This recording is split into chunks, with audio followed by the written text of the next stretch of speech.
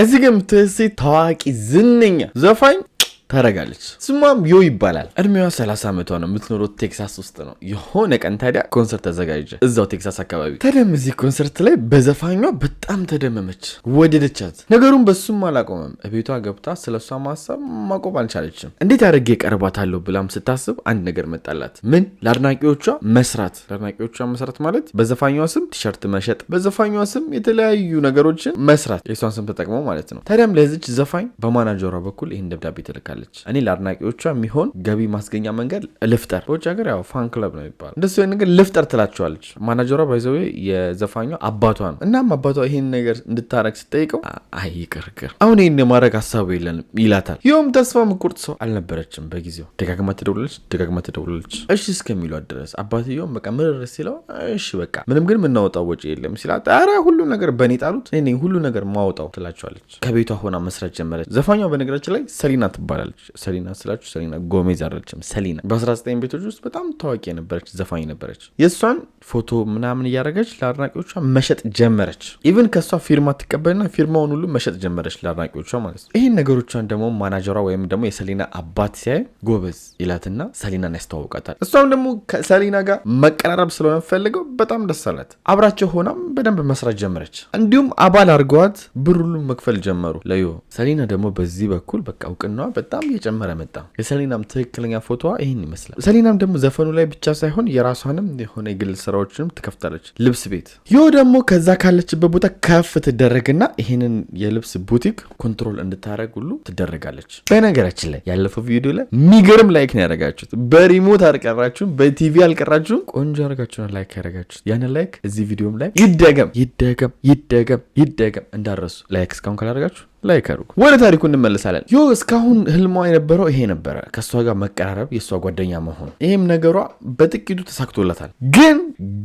ግን ዮ ፋውል መስራት ትጀምራለች። ከዚህ ቡቲክ ላይ ብር መስረቅ ትጀምራለች። ለእሷ ኃላፊነት የተሰጠው ሙሉ ለሙሉ ስለሆነ ቡቲኩ የሚሰራውን ብር እያንዳንዱ ታውቃለች። ይህም ቡቲክ ቤት የራሱ የሆነ ቼክ አለው፣ ወጪ የሚያወጣበት ማለት ነው። በሱ መንገድ ነበር የምትሰርቀው። ለአንዳንድ ወጪዎች ቼክ መጻፍ ሲገባት ለራሷ እያደረገች ይህን ቼክ ግጥም አድርጋ መጻፍ ጀመረች። የሚገርመው ነገር ደግሞ እዛ ጋር የዘረፈቻት ለሰሊና ጥሩ መምሰልም ትፈልጋለች። የእሷ ምርጥ ጓደኛ መሆን ትፈልጋለች እየዘረፈቻት። ለምሳሌ የሆነ ሰዓት ምን አደረገች? ሰራተኞቹ ብር እንዲያዋጡ አደረገች። ወደ 3000 ምናምን የሚሆን ዶላር። ይህንንም ብር የሰበሰበችው ለሰሊና ስጦታ ለመስጠት ነው፣ ከሰራተኞቹ ማለት ነው። ተሳክቶላትም ለሰሊና ቀለበት ትገዛላታለች፣ ዳይመንድ ያለው። ዳይመንዱ ግን ያው ብዙ ካራት ሳይሆን 1 ካራት ምናምን ነው። በዚህ ዳይመንድ በጣም ውድ፣ በጣም በቃ ዋው ምናምን እንዴት ምናምን የምትሉ ሰዎች አሉ። እኛ ሀገር በተለይ ሚሊዮን ቢሊዮን የሚመስላችሁ እንደ ካራቱ ነው። 1 ካራቱ በዶላር ብትመነዝሩት ቢያንስ ከ3000 እስከ 6000 ምናምን ነው የሚሆነው። ውድ ነው ግን እንደምታስቡት በጣም ውድ አይደለም። እነሱ 1 ካራት ምናምን የምትሆን በ3000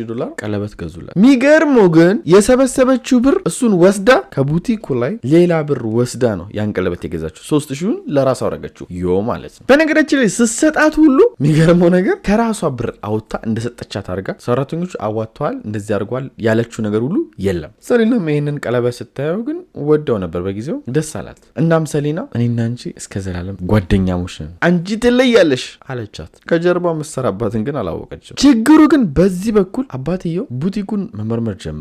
ያለውን ነገር እንደነገርኳችሁ የሰሊና ማኔጀርም ስለሆነ ስለ ስራው ማየት ጀመረ። ስራው ኦልሬዲ እየከሰረ ነው፣ ለምንድን ነው የከሰረው ምናምን የሚለውን ነገር መከታተል ጀመረ። በዚህ በሚመረምርበት ሰዓት ወጪው ብዙ ሆነበት። ይሄ ነገር ወጪው አልበዛም ብሎ የወጪውን ወረቀት ቼክ የተጻፈበትን ማየት ጀመረ። ይሄኔ ታዲያ ዮ ለራሷ የቸከቸከችውን ቼኮች እንዳለ ያዘባት። ወዲያውም ታዲያ እቺ አረመኔ ለካ ካምፓኒውን እየዘረፈች ነው፣ እየበዘበዘች ነው አለ። ከዛም ይጠራትና ታባረሻል ብሎ ያባራታል ማለት ነው። ከዚህም በኋላ ነው ነገሮች አስቀያሚ የሚሆኑት። ምክንያቱ ደግሞ ዮ በተባረረችበት ቀን ቀጥታ መሳሪያ ቤት ሄደችው፣ ሽጉጥ ምናምን የሚሸጥበት። እዛም ሽጉጥ ገዛች። ግን ቀናቶች ማለፍ ጀመሩ። ቀናቶች ሲያልፉ ደግሞ ታክስ መጣ፣ ግብር ማለት ነው። ግብር ሲመጣ ሁሉን ነገር ሲስተሙን፣ ወረቀቱን ምናምን ያለው ይሄ ግብር ወረቀት ምናምን ዮጋ ነው። ዮ ኦልሬዲ ተባራለች። ደውሎም ይህን ዶክመንት አቀብይን ይሏታል። ዮ ደግሞ ምክንያት ትፈጥራለች ላለመስጠት። ኢቭን ራሷ ሰሊና ሁሉ ደውላላታለች፣ ይህን የታክስ ወረቀት አቀብይን ብላ ማለት ነው። ግን ዮ ምክንያት ነው የምደረድረው። በመጨረሻ ግን ዮ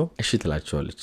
ግን ሰሊና አንቺን ነው የምፈልግሽ፣ የሆነ ሆቴል አለ እዛ ነው ትላታለች። ሰሊናም ታዲያ ሄደች፣ ዶክመንቷን ወሰደች። ምንም የተፈጠረ ነገር አልነበረም እዛ ሆቴል ውስጥ። ግን በንጋታው ከዶክመንቱ መሃል ዋናውን የግብር ወረቀት አልሰጠቻትም። ደውላም ሰሊና ይህንን ታክስ ግብር አልሰጠሽኝም ትላታለች። እሷ ደግሞ ሌላ ወሬ ታወራለች። ሜክሲኮ ሄጄ ሜክሲኮ ሲሄድ ደግሞ ደፈሩኝ ምናምን ጾታዊ ጥቃት ደርሶብኝ ምናምን ትላለች። ይህን ነገር ስትሰማ ሰሊና እውነት መሰላትና እና ሆስፒታል ታየሽ እንዴት ነው ውስጥሽ ደምሽ ምናምን ታየ ትላታለች ማለት ነው። የምር መስሏት። ከሱም የባሰው ነገር ደግሞ ኢቭን ይዛት ሆስፒታል ትወስዳታለች እንድትመረመር ማለት ነው። ያው ጾታዊ ጥቃት ደረሰብኝ ስላለች። እዛ ሆስፒታል እንደደረሱ ታዲያ ዶክተሮች እሷን ማየት ሲጀምሩ ምንም አይነት ጥቃት እንዳልደረሰባት ይናገራሉ። በዚህ ሰዓት ሰሊና ተበሳጨች። ዶክመንቱን ላለመስጠት ምክንያት እየፈጠረች እንደሆነ ገባት። ከዛም ይዛት ወደ ሆቴሏ ተመለሳታለች። ሆቴልም ሆነው መጨቃጨቅ ጀመሩ።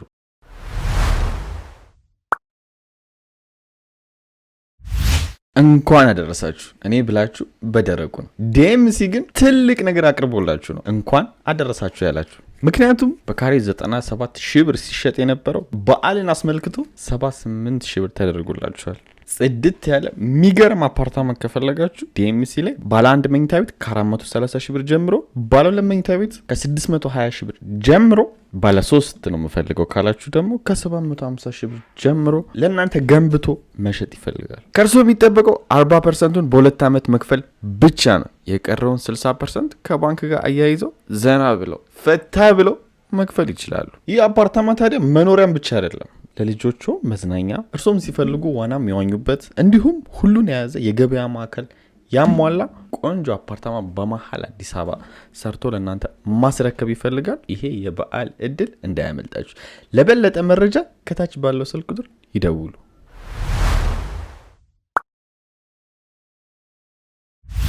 ስጭኝ አልሰጥም፣ ስጭኝ ምክንያት መፍጠር፣ በቃ የሆነ ግርግር መፍጠር ጀመሩ። ሰሊናም ደግሞ ንዴቷ በጣም እየባሰ ነው ሄደው። ኢቨን የሰጠቻትን ቀለበት ታወልቅና ተወረውራለች። ከአንቺ ምንም አልፈልግም፣ አንቺ ህይወቴን ትበጠብጪው ትላታለች። እንደዛ ስትል የበለጠ ተበሳጨች። እንዴት ትከዥኛለሽ አለቻት ማለት ነው። ታዲያም ሰሊና እኔ አይመለከተኝም አሁኑኑ ፋይሌን ስጭኝ ስትላት ፋይል ይሄ ነው ብላ መሳሪያውን አወጣችባት ማለት ነው። ሰሊና ስታይ በረገገች፣ መሮጥም ጀመረች። ግን ችግሩ ከኋላዋ ጥብስ ታረጋታለች። ሰሊና በተተኮሰው ጥይት አልወደቀችም፣ ግን እንደምንም የተንገዳገደች ወደታች ወደ ሆቴሉ ትወርዳለች። ይኸውም ከኋላ እየተከተለች ድጋሚ ልደግማት ታሯሩጣታለች። እታችም እያለች የጮች ተተኮሰብኝ፣ በጥይት ተመትቻለሁ እያለች ትጮኻለች። ሰሊና የጥይቱንም ህመም መቋቋም አልቻለችም ነበርና መሬት ላይ ዝርር ትላለች። ይኸውም ይሄንን ስታይ ወደኋላ ትመለሳለች። ከደቂቃዎች በኋላ ደግሞ አምቡላንስ ይጠራና ሰሊናን ወደ ሆስፒታል ይወስዳታል። ፖሊስም አምቡላንሱ በመጣ ሰዓት ተከትሎ መጥቷል። ይሁንም መፈለግ ጀመሩ። ይኸውም ብዙ አራቀችም ነበር። ፓርኪንግ ውስጥ ቁጭ ብላለች፣ መኪና ውስጥ ሆና ማለት ነው። ፖሊሶችም ይሄን ሲያዩ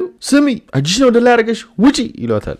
ግን በጭራሽ አለች። ትጠጉኝ እንደሆነ ሽጉጥ ይዣለሁ ራሴን አረጋለሁ እንዳትጠጉኝ ማለት ጀመረች። እንዲህ ከተባለ ደግሞ ፖሊሶች አይደፍሩ በጭራሽ። በቃ ባላቸው አቅም የሆነ በቃ አግባብቶ ለመቅረብ ነው እንጂ የሚፈልጉት ይፈራሉ፣ በቃ እርምጃ ይወስዳሉ ብለው። በዛ ቦታም ፖሊስ ብቻ ነበር፣ የስዋት ቲምም ነበር የነበረው። ከበዋታል ለጉድ በቃ ሳይጠጓት ማለት ነው። በዚህ በኩል ደግሞ ሰሊና ሆስፒታል ደረሰች፣ ግን ልተርፍ አልቻለችም፣ ሞተች። ሰሊናም ስታርፍ እድሜዋ ገና 24 ዓመቷ ነበር። በሷም ሞት ላይ እንግዲህ የተሰሩ ዜናዎች ነበሩ። ከነሱም ማለት ይሄ አንዱ ነው። March 31st 1995 murder of Tejano superstar Selena። ወደ ደግሞ ስንመለስ 9 ሰዓት ሙሉ ፖሊሶች እጅሽን ወደ ላይ አድርገሽ ውጪ፣ ከመኪናው ውጪ፣ ራስሽን እንዳታጠፊ እያሏት እየተለማመጠው 9 ሰዓት ሆነ። ከ9 ሰዓት በኋላ ግን ተስፋ ቆርጣም ልክ ስትወጣ ፖሊሶች ቀጨም ማረጓት። የዮም ትክክለኛ ፎቶ ይህን ይመስላል። ዮም ፍርድ ቀረበች፣ ወዲያውም እድሜ ልክ ተፈረደባት። በጣም ብዙ መስራት የምትችል ልጅ ነው የቀጨች ሲሆን። የዛሬ እውነተኛ ታሪካችን ይህን ይመስላል። በዚህ አጋጣሚ እስካሁን ላይክ ካላረጋችሁ ቅድም እንዳልኳችሁ የሚገርም ላይክ አድርጉ፣ ቆንጆ ላይክ። እንዲሁም ሜምበር መሆን ከፈለጋችሁ ቻናል ውስጥ ገብታችሁ ሜምበር ሁኑ። እንዲሁም ባለፈው ቪዲዮ ላይ አቢጌል እንግዲህ ሱፐር ታንክስ አድርጋ ነበር፣ አሜንም እንደዛው ሱፐር ታንክስ አድርጋ ነበር። በጣም ቴንኪው። በቀጣይ ቪዲዮ እንገናኛለን። ወዳችኋለሁ። ባይ